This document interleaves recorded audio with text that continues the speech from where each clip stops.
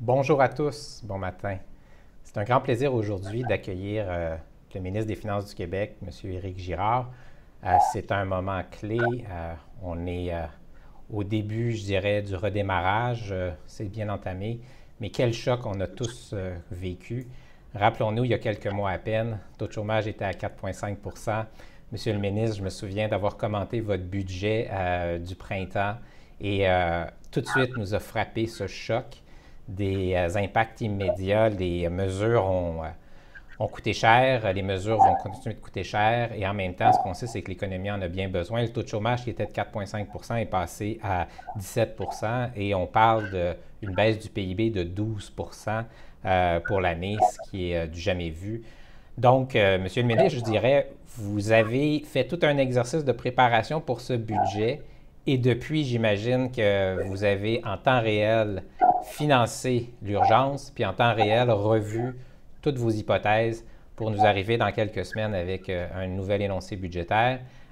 Peut-être qu'aujourd'hui, ce sera l'occasion de nous parler de la philosophie de votre approche et comment vous voyez l'évolution des choses. J'ai quelques questions par la suite et je vous remercie beaucoup d'avoir accepté cet échange avec nous. Sans plus tarder, donc, je vous cède la parole. Monsieur Éric Girard, le ministre des Finances du Québec. Alors, bonjour à tous. Merci de m'accueillir aujourd'hui. Et effectivement, le 10 mars dernier, j'ai déposé le deuxième budget de notre gouvernement. Et ce budget-là était important. Et nous étions bien conscients qu'il y avait des nuages, que 25 de l'économie mondiale était arrêtée en Asie. Et à la deuxième page du budget, on avait un encadré qui parlait de l'incertitude économique. Mais le budget était un budget stimulant avec plus de 5 de croissance de dépenses, 130 milliards de dépenses en infrastructure.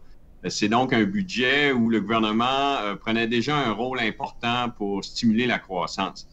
Et c'est important de donner le point de départ parce que 2 jours plus tard, ou peut-être même une journée plus tard exactement, l'OMS a déclaré que l'épidémie était une pandémie.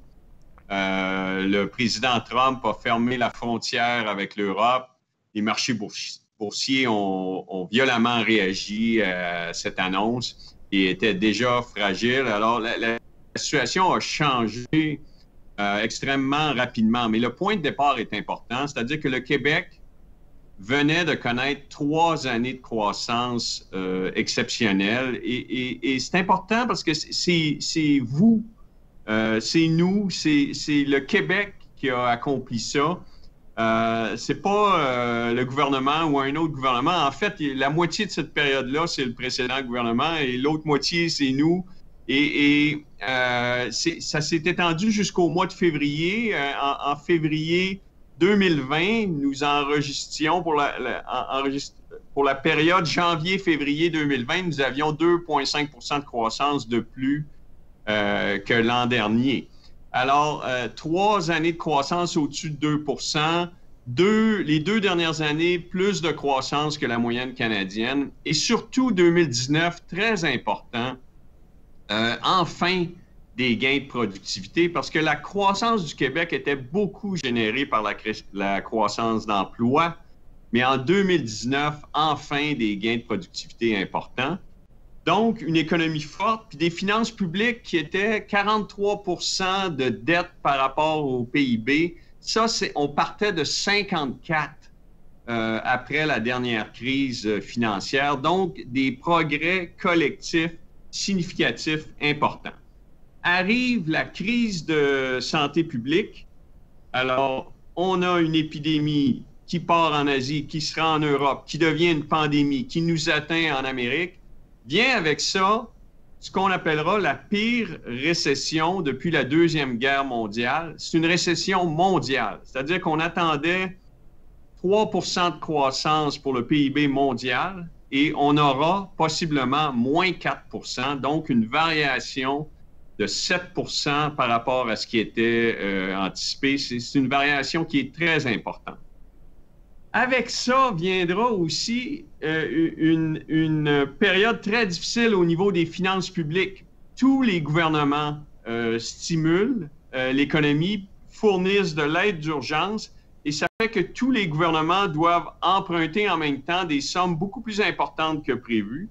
Et donc, avec la crise de santé publique, la récession viendra une période de finances publiques extrêmement difficile. Quel est l'impact pour le Québec? Alors, j'ai donné des ordres de grandeur rapidement et c'est important de dire qu'il y a beaucoup d'incertitudes autour de ce que nous disons. Nous faisons un effort de transparence parce que ni la Banque du Canada, ni le gouvernement fédéral n'a publié un estimé du PIB canadien et le gouvernement fédéral n'a toujours pas donné un aperçu de ses finances publiques. Alors que le Québec, rapidement, a voulu donner un point de référence, c'est-à-dire que nous anticipons une croissance de moins 5 % et donc, quelque part entre moins 4 à moins 6 %. Ça va dépendre du rebond, ça va dépendre s'il y a un remède, s'il y a une deuxième vague, mais il y a beaucoup d'incertitudes, mais notre meilleur estimé, moins 5 % de croissance, donc une variation de 7 % par rapport aux 2 % que nous avions anticipé au budget. Un déficit de l'ordre de 12 à 15 milliards de dollars après contribution au Fonds de génération. Et puis, c'est important de dire que la crise, pourquoi on a cette récession-là, c'est essentiellement, c'est une interruption de l'économie. On a fermé 40 % de l'économie du Québec pour une période d'approximativement 8 semaines. Et chaque mois nous coûte 3 % de PIB et approximativement 5 milliards de finances publiques.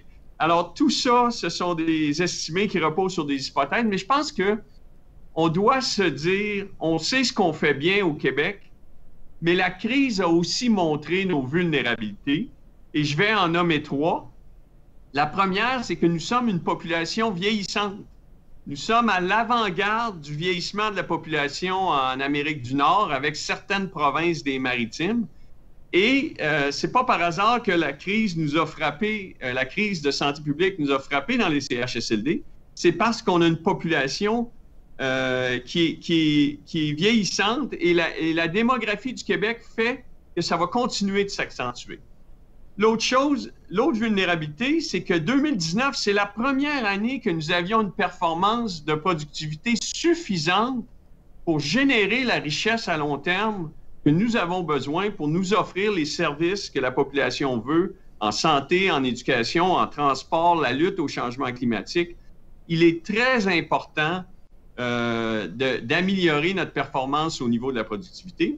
Et le Québec, bien que la situation se soit améliorée de façon importante, le Québec demeure, et là c'est le gouvernement, les entreprises, les individus, relativement endettés.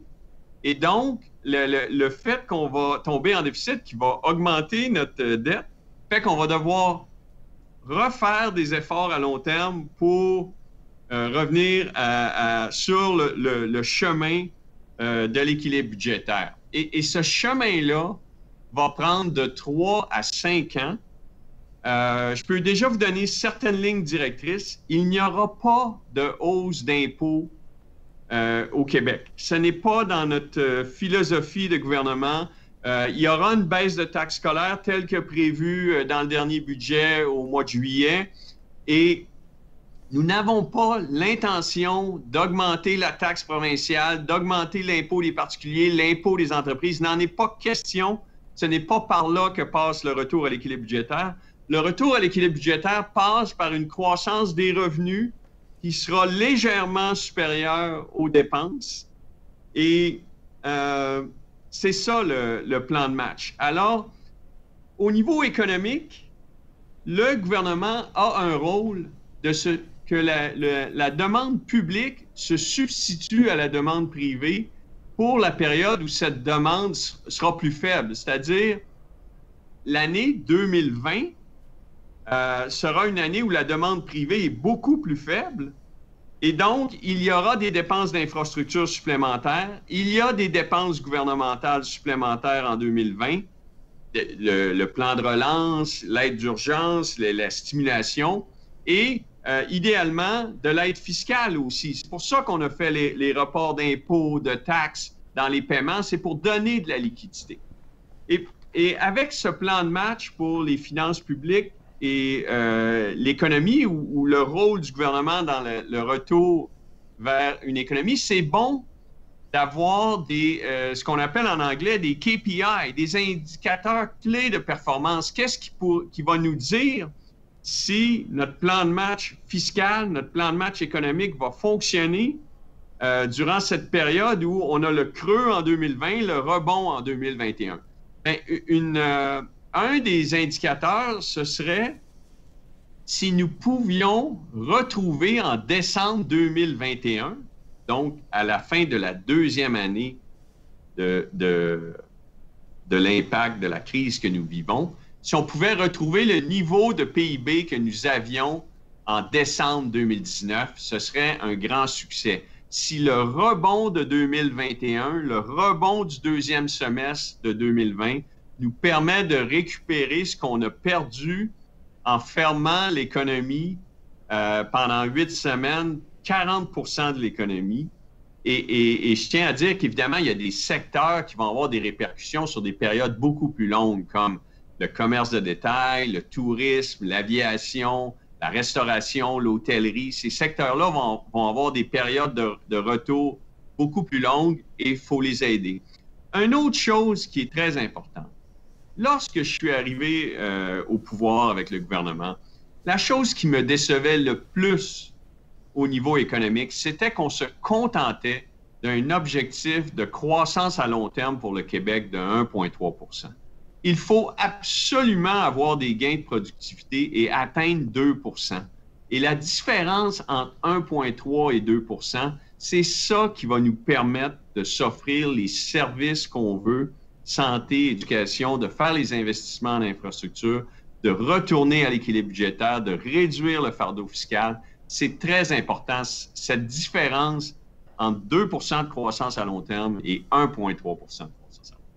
Et finalement, puisqu'on est dans une fédération, que le Québec a toujours été vu comme un enfant pauvre de la fédération, mais lorsqu'on se compare entre les provinces, mon troisième indicateur, c'est le PIB par habitant du Québec par rapport à la moyenne nationale. On veut fermer cet écart-là. Alors, avec ces 3 indicateurs de performance que je garde en tête, on va pouvoir mesurer si on accomplit un bon plan de gestion des finances publiques et un bon plan économique pour amener l'économie du Québec sur la relance, le retour. Le retour vers la normale ou le retour vers la croissance de long terme de 2 %. Je m'arrête ici. J'espère que j'ai respecté le temps que vous m'aviez accordé. Merci, M. le ministre. Écoutez, d'abord, c'était très clair.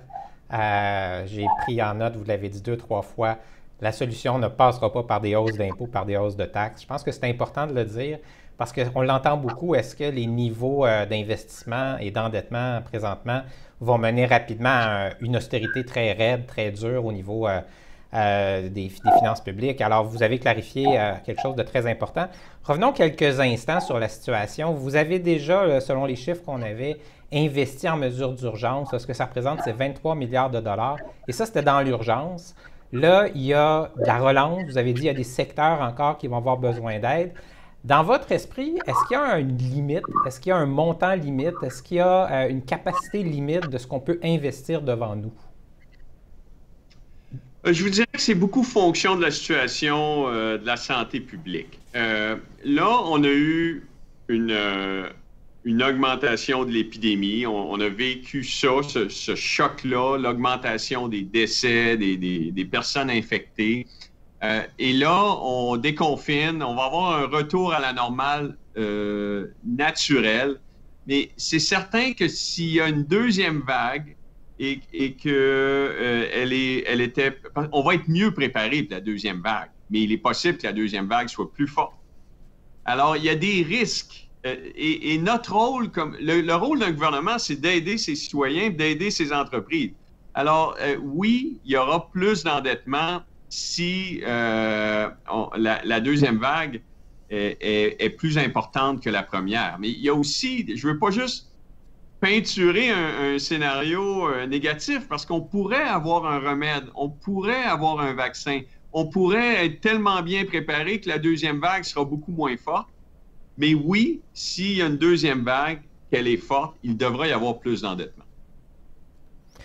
Très bien.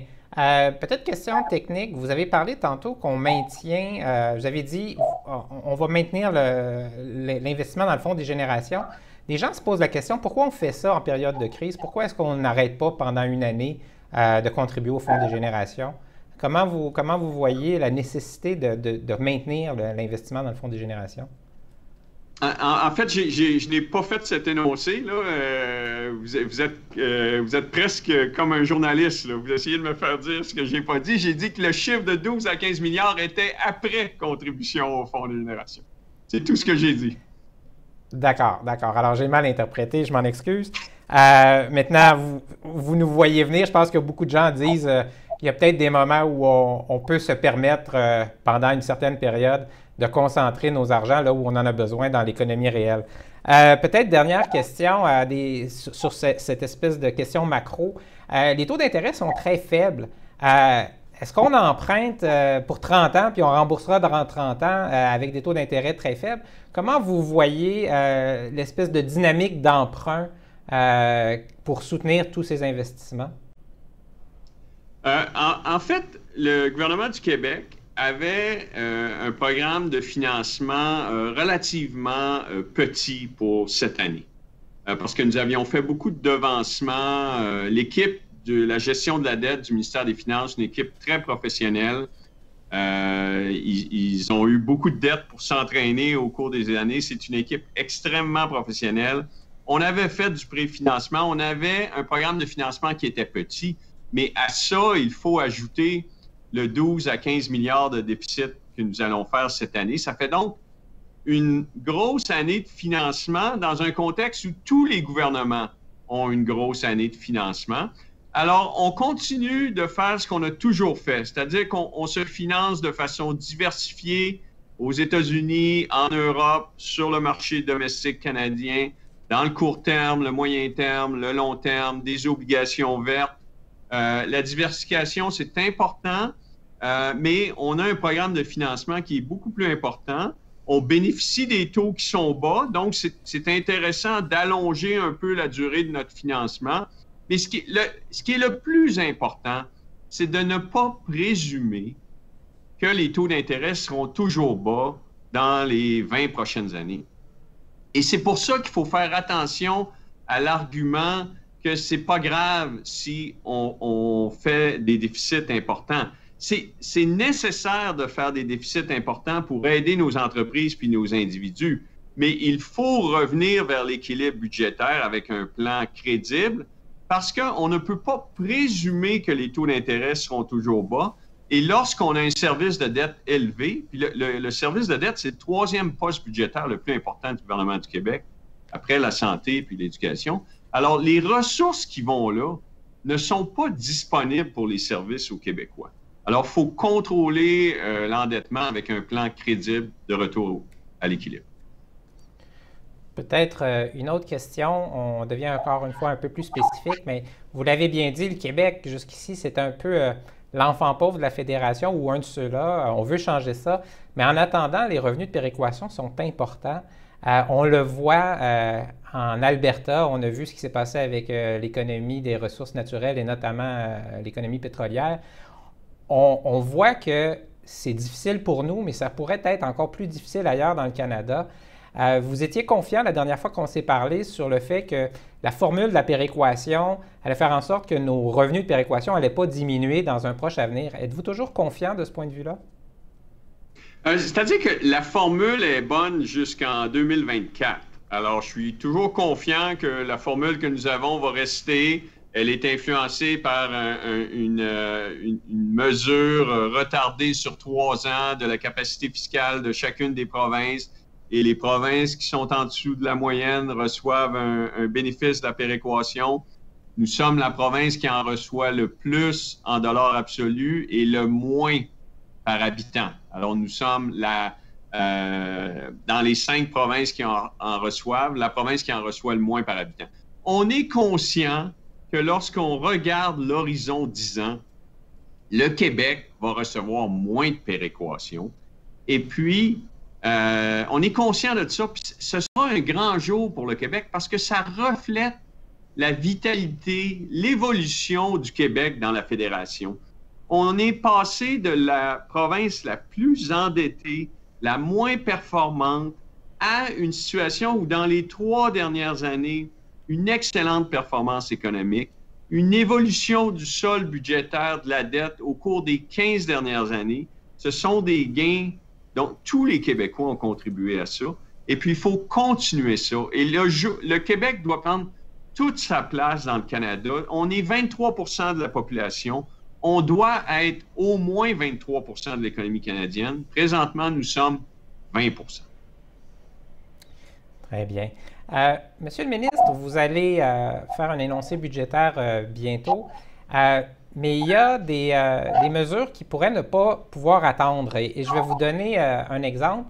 Le ministre Boulet a mis en place un excellent programme, le PACME, qui finance de la formation en entreprise durant cette période. Et ça a été un tellement bon programme que les fonds ont été tous utilisés. Et là, les entreprises qui se sont préparées, dans certains cas, c'est des grandes entreprises, il fallait prendre le temps de bien faire les choses, arrivent avec une réponse qu'il n'y a plus d'argent. Le ministre Boulet ne peut pas annoncer quoi que ce soit tant qu'il n'y a pas les crédits. Est-ce que vous pourriez dégager des crédits additionnels bien avant votre énoncé budgétaire pour ce genre de dossiers et de solutions qui fonctionnent bien? Je ne sais pas si vous avez pris note, M. Leblanc, mais les politiciens n'attendent pas les énoncés budgétaires pour faire des annonces. L'énoncé budgétaire que nous allons faire autour de la Saint-Jean-Baptiste, ce sera simplement un exercice de reddition de comptes. Nous allons présenter aux Québécois exactement combien de milliards en santé nous avons dépensé et dans quelle rubrique. Combien nous a coûté l'aide d'urgence. Alors, une révision des dépenses, du solde budgétaire de 19-20, de 20-21, une mise à jour de la prévision économique. L'énoncé complémentaire du 23 juin n'aura pas de mesures budgétaires comme telles. C'est vraiment un exercice de reddition de comptes pour montrer aux Québécois combien aura coûté la crise sanitaire. Alors, c'est une longue réponse pour vous dire que le ministre Boulet me parle à tous les jours et qu'il m'a déjà informé qu'il manquait d'argent dans ce programme extrêmement populaire. Et c'est une des choses qu'on regarde. Je vous dirais que je garde une bonne liste d'épiceries de demandes et c'est bien certain que la formation de la main-d'œuvre, c'est important. Très bien, Monsieur le ministre, très content de savoir que vous pourriez annoncer ça d'ici quelques jours. Vous n'allez pas attendre. Alors, tout est au conditionnel, mais c'est une bonne nouvelle du point de vue des entreprises. Écoutez, il y a plus de 800 personnes, Monsieur le ministre, aujourd'hui. Là, je vous dis, il y avait beaucoup d'intérêt pour cette conversation qu'on a présentement. Et vous imaginez, j'ai reçu beaucoup de suggestions, de questions. Alors, je vais y aller. Et ça va vous amener dans toutes les directions. Premièrement, vous êtes à Montréal. Aujourd'hui, je le sais, on apprécie de vous avoir ici dans notre ville. Vous le savez, il y a des secteurs qui sont très touchés, qui touchent évidemment l'ensemble du Québec, mais à Montréal, grande préoccupation. Je vous amène tout de suite sur le secteur culturel. Il y a du déconfinement, mais on le sait très bien, c'est très difficile à lire pour tout ce qui va s'appeler les arts vivants, tous nos artistes. Il y a une immense impatience de savoir si le gouvernement va être en mesure d'investir pour soutenir tous ces créatifs. Je sais que vous allez me dire que vous parlez avec la ministre. Avez-vous la capacité d'agir rapidement pour soutenir le secteur culturel? La réponse est oui. Vous savez, il y a vraiment un sentiment d'urgence dans l'économie présentement. Mais moi, mon rôle, le rôle du président du Conseil du Trésor, Christian Dubé, c'est de s'assurer que malgré l'urgence, on ne laisse pas tomber l'efficience. C'est-à-dire qu'on doit retourner toutes les pierres. On doit d'abord utiliser les budgets existants, les crédits existants, parce que la pandémie fait qu'il y a plusieurs dépenses qui avaient été prévues qui ne sortiront pas, qui ne seront pas utilisées. Alors, la première chose, avant de mettre du nouvel argent, c'est d'utiliser l'argent que nous avons déjà. Le dernier budget était extrêmement généreux en culture. Et oui, nous sommes prêts à faire un effort additionnel pour la culture. Et c'est tellement important que le premier ministre l'a dit, il y aura incessamment des annonces en culture. Et on est bien conscient que la culture, la restauration, l'hôtellerie, le commerce de détail sont des secteurs qui vont subir les contre-coups de la crise pour une période plus longue que simplement le confinement de 8 semaines. Parfait. Vous l'avez dit, donc, vous considérez évidemment tous les secteurs là, pour qui c'est très particulier. Le tourisme, vous l'avez dit aussi au niveau de la restauration, l'hôtellerie. Très clair que, encore là, le nombre de questions qu'on a reçues. Et ce que les gens me demandent, c'est ce que le ministre peut garantir que ça va se faire vite. Et donc, du point de vue des crédits, vous l'avez dit, soit qu'ils sont déjà disponibles, il faut vraiment les allouer. Si jamais il y avait des besoins additionnels, vous dites on le fera. Mais la question qui m'est posée, c'est est-ce qu'on est prêt à le faire ces jours-ci? Je vous dirais que le message que je vous lance à travers mes questions, c'est ça reflète l'impatience de ces secteurs-là qui vivent un effondrement total de leur modèle d'affaires ou de la demande ou de leurs revenus. Et là, ça fait plusieurs semaines.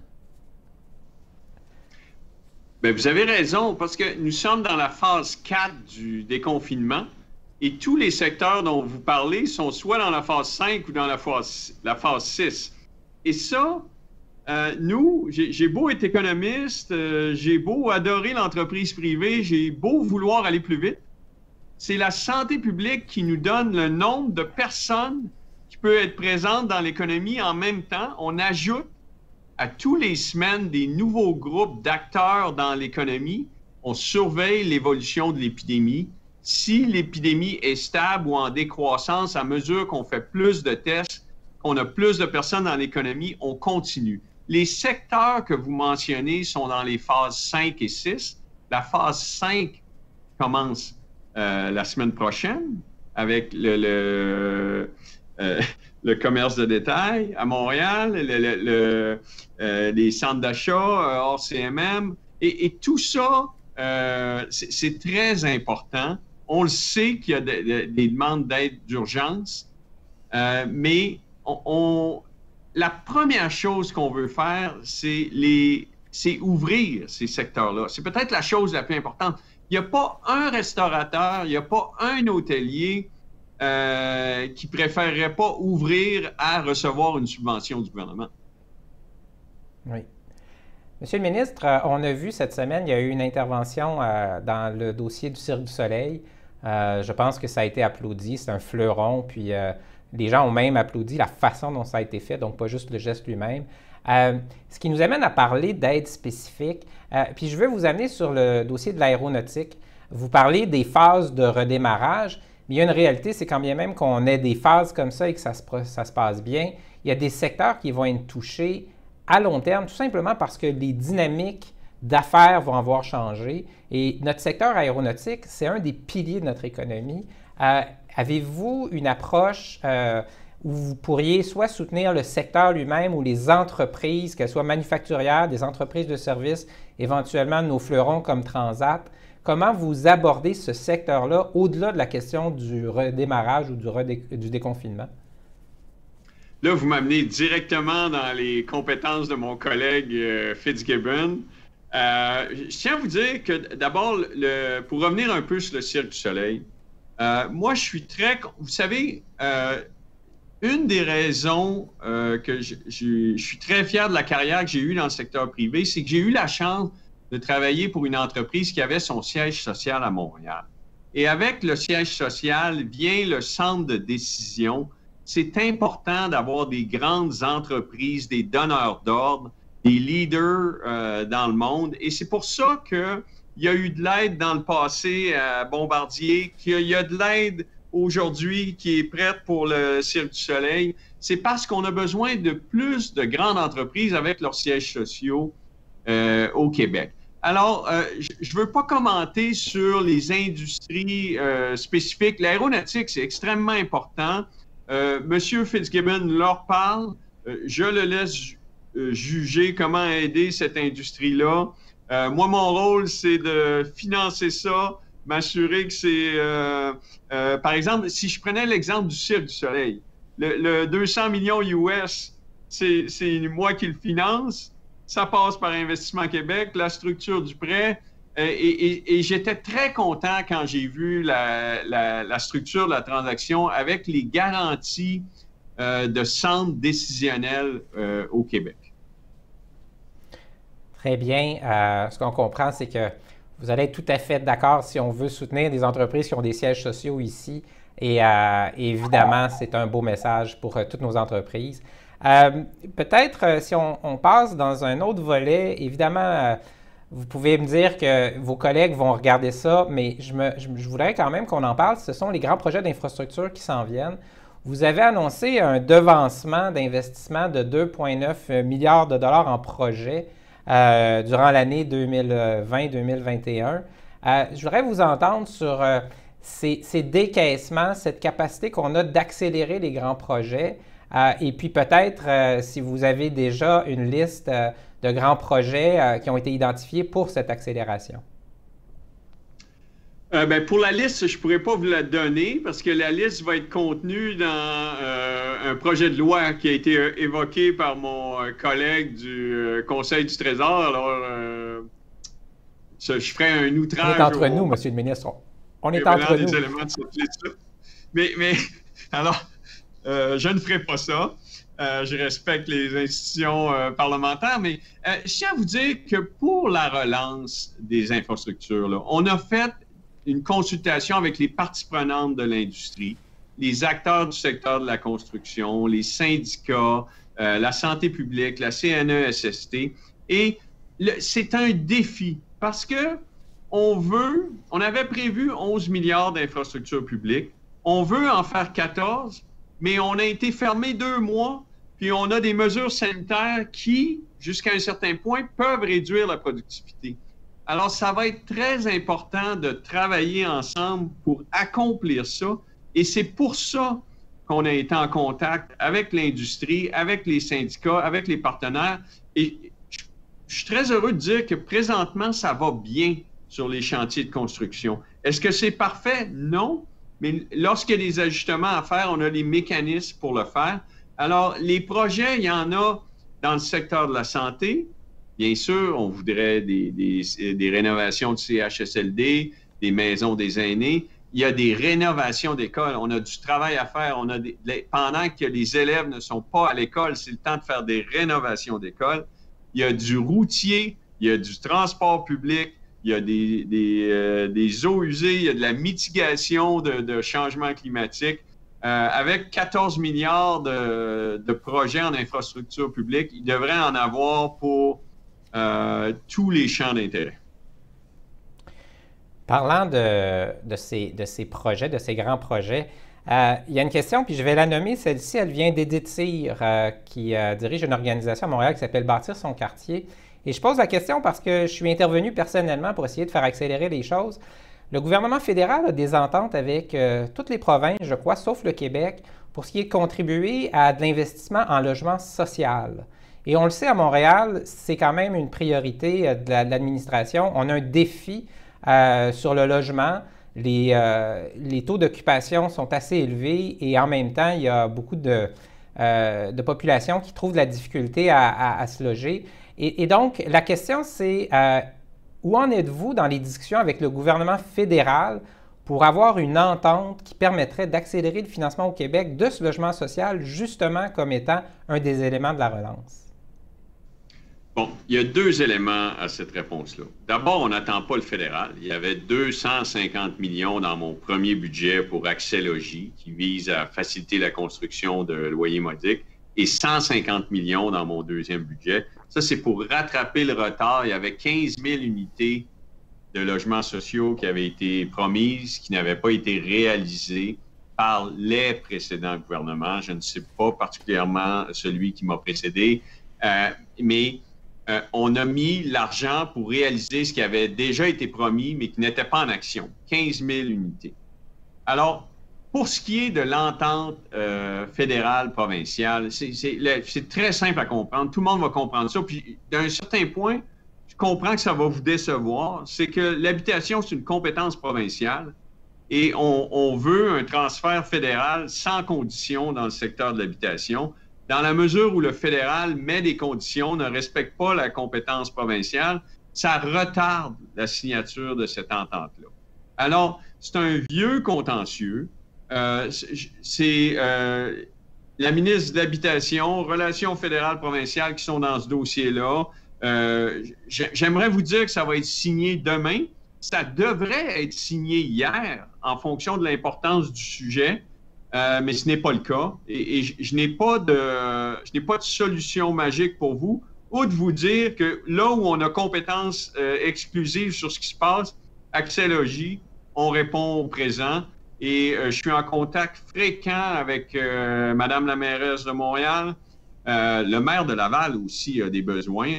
Comme vous le savez, je suis responsable de la région de Laval. Il y a des besoins à Laval aussi. Ce n'est pas juste Montréal. La ministre de l'Habitation me parle de ce sujet continuellement. Je vous montrais les textos sur mon téléphone de la ministre de l'Habitation. Vous verriez que ce sujet-là est très présent dans nos discussions.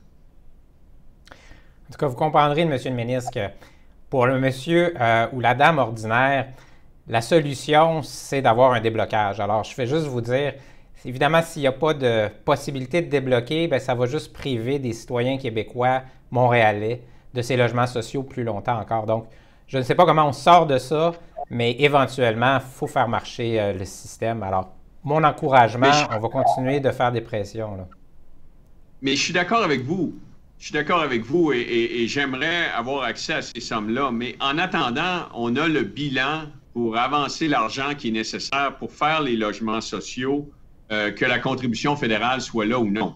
La signature de l'entente fédérale ne devrait pas nous empêcher de faire ce qu'on a à faire pour aider les citoyens à se loger. Une fois la signature, l'argent viendra et on réduira le passif. Le gouvernement du Québec a la capacité financière de faire ce qu'il doit faire pour répondre à la crise des logements sociaux. Bon, très bien. Parlons relance verte. On est toujours dans cette vision devant nous qu'on va investir, vous l'avez dit, en projets, en infrastructures. Il y a aussi du soutien à des secteurs, possiblement pour les aider à traverser, mais ce qu'on va vouloir, c'est qu'à la fin, on soit en meilleure posture qu'au début. On va parler d'innovation dans quelques instants, mais parlons de l'économie verte. Vous aviez commencé comme gouvernement à émettre clairement vos priorités. D'un point de vue financier, d'un point de vue budgétaire, est-ce que la crise vient changer la façon dont vous allez aborder l'économie verte et l'investissement dans une relance verte? Non. On a des cibles.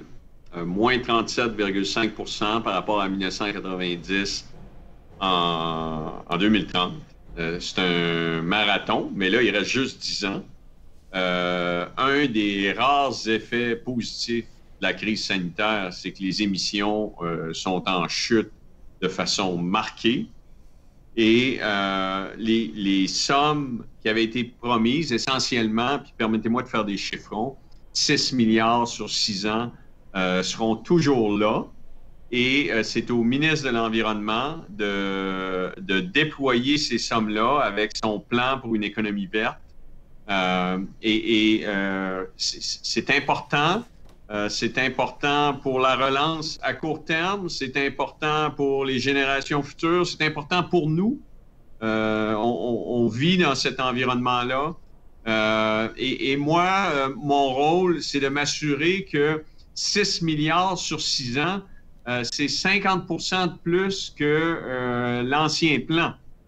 Alors moi, mon rôle, c'est de m'assurer, encore une fois, que sous le vocable environnement, économie verte, il y a de l'efficience, que les fonds vont réellement réduire les gaz à effet de serre, vont réellement faire une différence pour les citoyens. Les citoyens veulent plus d'espace vert, veulent l'accès à des terres publiques, une air propre, saine. Alors, j'ai un rôle, c'est non seulement de fournir le 6 milliards, mais de m'assurer qu'il est bien dépensé. Parfait. En fait, derrière cette question-là, il y a aussi beaucoup de questions qu'on avait reçues du public qui disaient parce que vous l'avez dit vous-même, les sommes additionnelles sont importantes. Alors, les questions, c'était, est-ce qu'on va être en mesure de le décaisser? Est-ce que le gouvernement prend du retard à la fois dans ses capacités, mais éventuellement dans ses décisions d'investissement à cause de la pandémie? Vous l'avez dit, c'est quand même massif, c'est plus de 6 milliards en 6 ans. Avez-vous l'impression que vos collègues sont capables d'aller assez vite puis que l'argent soit engagé assez rapidement? Ça, c'est un excellent point, M. Leblanc. Je suis vraiment content que vous dites ça parce qu'une des raisons de l'amélioration des finances publiques au Québec, c'est qu'à chaque année, peu importe qui est ministre des Finances, on annonce des dépenses et on en réalise moins qu'on a annoncé. Il y a, peut-être que c'était la pénurie de main-d'œuvre, peut-être que c'était la surchauffe dans l'industrie de la construction, peut-être que c'était que le gouvernement n'était pas habitué d'avoir des moyens, mais il reste que lorsqu'on regarde les 5 dernières années, on a moins dépensé que ce que nous avions prévu dans les budgets, dans l'ordre de 2 à 2,5 milliards par année de dépenses. Alors, en environnement, la bonne nouvelle, c'est sûr que d'être fermé pendant 2 mois, ça réduit le rythme de dépenses. Mais la bonne nouvelle, c'est que le plan pour une économie verte de notre gouvernement, il est sur les années calendrier. Alors, dans les faits, il commençait le 1er janvier 2021. Alors, donc, ce que nous avons prévu devrait se réaliser et c'est un défi à moyen, long terme, les changements climatiques. Donc, 2 mois d'arrêt ne devrait pas nous pénaliser, d'autant plus que ce 2 mois d'arrêt nous donne un gain extrêmement important sur ce qui est le plus important, c'est-à-dire la réduction de gaz à effet de serre. Très bien. Monsieur le ministre, je vais vous amener sur un terrain purement montréalais. La pandémie a touché l'économie du Québec au complet. On le sait, il y a des enjeux partout. On le voit très bien que dans beaucoup de régions du Québec, l'industrie touristique, c'est un des moteurs principaux. Et là, il y a beaucoup d'inquiétudes. Est-ce que ces secteurs-là vont pouvoir bien traverser les prochains mois? Je veux vous amener sur un problème spécifique qui n'existe qu'à un seul endroit au Québec, et c'est le centre-ville de Montréal. On le sait, souvent, l'impression qu'on a, c'est qu'il faut agir pour tout le Québec et pas que pour Montréal et surtout pas que pour son centre-ville. Il y a une réalité qui est propre au centre-ville, c'est qu'il y a 300 000 personnes qui travaillent dans des tours qui constituent un achalandage très important pour toute une économie commerciale au centre-ville, ce que j'appelle l'économie du rez-de-chaussée et l'économie des souterrains. Et il y a habituellement aussi presque 100 000 touristes qui viennent, des touristes internationaux, des touristes des États-Unis, du reste du Canada, même du reste du Québec. Et il y a aussi des étudiants qui viennent. Il y a 3 universités. Il y a des étudiants qui s'y logent. Il y a des étudiants qui viennent évidemment parce qu'ils étudient au centre-ville. Et tout ce monde-là va être absent des prochains mois. Les universités l'ont annoncé, pas avant janvier prochain, en présentiel. Les tours à bureaux, on estime que ça va être à peu près à 15 %. Si jamais à l'automne, ça monte à 20 %, on verra. Et il n'y a pas de touristes, évidemment. Donc, ma question, c'est, êtes-vous prêt, vous, comme ministre des Finances, à mettre en place une somme d'argent disponible pour un projet de soutien particulier à toute cette base commerciale du centre-ville de Montréal? D'abord, il faudrait que je vois le projet, là, M. Leblanc. Vous me demandez si j'appuie un concept. J'ai une approche assez pratique. Lorsqu'il y aura un projet en particulier, ça va me faire plaisir de le regarder. Mais je tiens à vous dire que Montréal a l'écoute du gouvernement. On dit souvent, le gouvernement a juste 2 députés sur l'île. Je vous répondrai à ça que le ministre des Finances, le ministre de l'Économie, le président du Conseil du Trésor, le premier ministre, nous résidons tous à Montréal. Alors, je suis dans mon bureau à Montréal aujourd'hui, au centre-ville, extrêmement heureux d'y être. Et vous avez raison, c'est un défi pour le centre-ville de Montréal. Je vous corrigerai peut-être un peu. Les universités doivent se préparer à ne pas avoir de présentiel, mais la décision n'est pas prise encore. Je pense que on regarde pour avoir du rotatif, pour avoir une partie de la clientèle qui est là la moitié de la semaine. on travaille sur différents scénarios. Il n'est pas établi encore qu'il n'y aura aucun étudiant au centre-ville au mois de septembre. La situation va évoluer.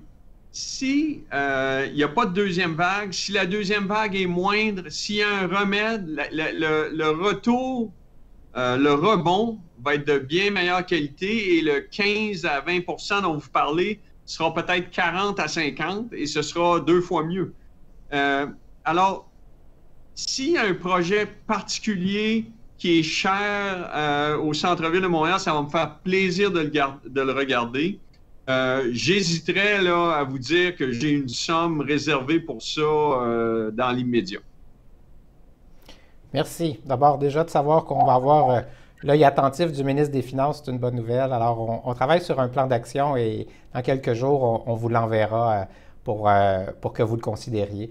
2 dernières questions. La première, on a évoqué tout à l'heure la question des relations fédérales-provinciales. Vous avez dit parfois il y a des blocages.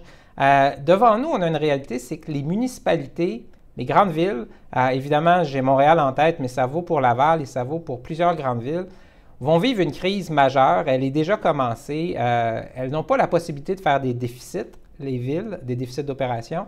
Et en même temps, comme tout leur financement repose sur les taxes foncières, elles n'ont pas la possibilité non plus de diminuer le fardeau de taxes foncières ou même de le reporter longtemps encore sans avoir une aide des gouvernements. Et j'ai dit des gouvernements, ça veut dire probablement aussi des paliers de gouvernement. Comment vous voyez dans les prochaines semaines, dans les prochains mois, un appui aux municipalités du Québec et de Montréal en particulier, évidemment?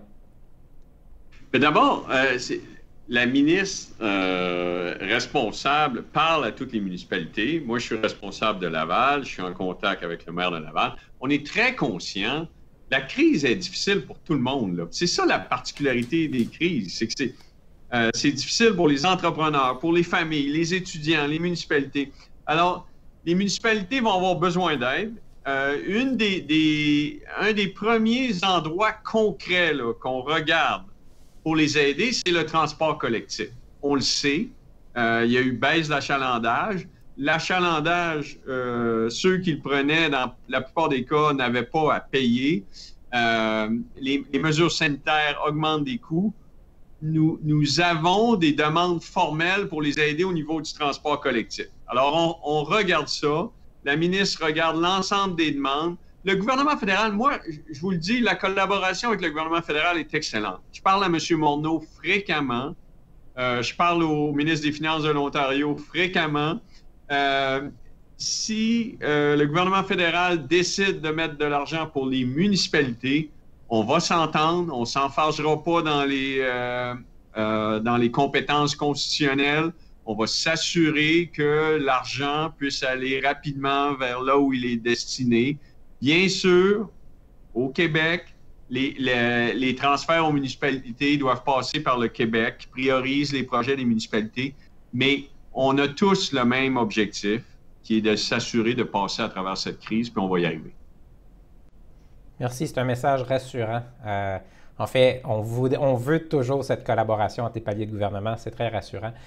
Peut-être un dernier sujet, M. le ministre, vous l'avez dit tout à l'heure, l'innovation, qui est très en lien donc avec un de nos objectifs collectifs, qui est l'augmentation de la productivité. Vous avez aussi dit qu'il y a des sommes d'argent dans le budget qui avaient été annoncées pour des choses qui ne se réaliseront pas et on peut peut-être envisager de les réaffecter. Je vous poserai simplement la question, est-ce que vous seriez prêt à soutenir un grand chantier de transformation numérique, de numérisation de nos commerces, de nos commerçants de détail? On l'a vu avec le panier bleu, on l'a vu avec beaucoup d'initiatives qui visent l'achat local. Un des enjeux, c'est cette capacité qu'ont nos commerces d'exister en ligne, d'avoir des sites transactionnels, d'être visibles. Et on sait, on a pris du retard, donc il y a possiblement un immense chantier qui requerrait de l'aide pour s'accélérer. Seriez-vous prêt à considérer une initiative comme celle-là? Bien, d'abord, il y avait déjà des sommes dans le budget pour ça. Alors, la première chose, c'est d'utiliser les sommes existantes.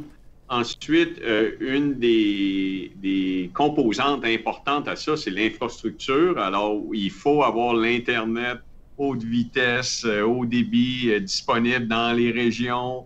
Je suis toujours surpris quand je m'en vais à Québec pour travailler, puis je perds le signal à Saint-Hyacinthe ou tout ça l'infrastructure. Il y a les entreprises, mais le gouvernement a un rôle au niveau de l'infrastructure. Le ministre Fitzgibbon a fait des annonces. On a des sommes importantes. L'argent est souvent au rendez-vous. Il y a aussi la notion d'exécution. Tout le monde au gouvernement est pour la numérisation des entreprises. Il y avait des sommes dans le dernier budget. Il y en avait dans le précédent. C'est l'exécution qu'il faut réussir. Pour l'Internet haut débit en région, il y a des centaines de millions déjà prévus dans les budgets. Là, il faut réaliser, il faut être en action. C'est pour ça que les gens qui sont avec nous aujourd'hui, puis merci d'être là, vous avez un rôle à jouer. C'est pas juste le gouvernement. Vous savez, les politiciens, on est bon pour faire des annonces. 1 milliard ici, 100 millions par là. Mais la réalisation de ça, ça passe par les citoyens, nos entreprises, la concertation des différentes parties prenantes. Alors oui, la numérisation des entreprises, mais tout le monde a un rôle à jouer là-dedans. Les consommateurs qui doivent les utiliser, ces services-là, les entreprises qui doivent faire l'effort, le gouvernement avec les sommes, l'infrastructure. Merci, Monsieur le ministre. On arrive à la fin de l'échange qu'on avait prévu. En terminant, moi, je veux vous rendre hommage à vous, puis là, je vais faire ce que vous faites souvent. Je vais vous rendre hommage à vous et à vos prédécesseurs. On le sait et on le voit en Europe, il y a une nette distinction entre les économies qui sont rentrées dans la crise avec des enjeux de finances publiques et les économies qui sont rentrées dans la crise en étant solides. Et leur capacité de soutenir à la fois les mesures d'urgence et la relance est affectée par cette situation-là. Et moi, ce que je détecte, c'est qu'au Québec, non seulement on est arrivé en position solide, mais que présentement, on prend des décisions pour sortir de cette crise-là aussi en position solide. Et c'est très rassurant. C'est clair que les entrepreneurs, les entreprises vont investir et prendre des risques dans la mesure où elles ont l'impression que collectivement, on a une économie qui va redevenir robuste avec des finances publiques en santé. Donc, je vous rends hommage de ce point de vue-là. En terminant, je vous dis aussi que dans quelques jours, on va vous envoyer notre plan pour le centre-ville de Montréal. Ça va nous faire plaisir. Et si vous le voulez bien, quand vous aurez d'autres disponibilités, peut-être lors d'énoncés budgétaires ou au cours des prochains mois, on refera cet exercice. Il y avait énormément d'intérêt pour vous entendre aujourd'hui. Alors, encore une fois, merci beaucoup, Monsieur le ministre. Merci beaucoup. Puis permettez-moi de dire aussi que dans le dernier budget, il y avait plusieurs mesures fiscales pour favoriser l'investissement et l'innovation. Et bien sûr, le contexte de la pandémie ne s'est pas prêté à l'accroissement de l'investissement des entreprises. Mais on va revenir avec cette importance parce que le Québec a un déficit d'investissement privé. Alors, notre rôle, le gouvernement, une des raisons qu'on va avoir des finances publiques saines, c'est pour être un pilier, mais le facteur clé, c'est l'investissement des entreprises. C'est ça dont le Québec a besoin pour passer à un autre niveau. Merci encore une fois et bonne fin de journée à tout le monde. Au revoir. Merci à tous.